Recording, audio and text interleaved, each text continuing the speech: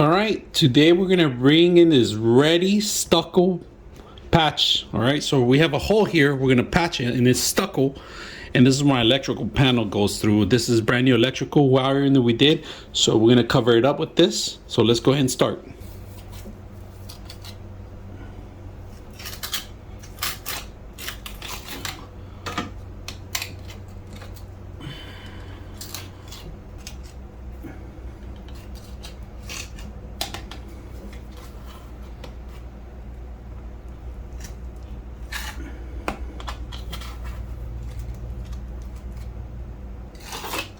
Well, that's one layer. We're gonna come back.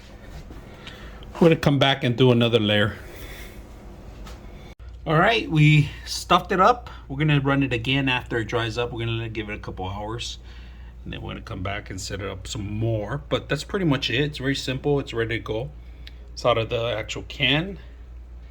It dries up pretty quick. Actually, I had to wash this spatula because look at it, it's already drying up as it is real quick. So it is a little humid today, so it might take a little longer.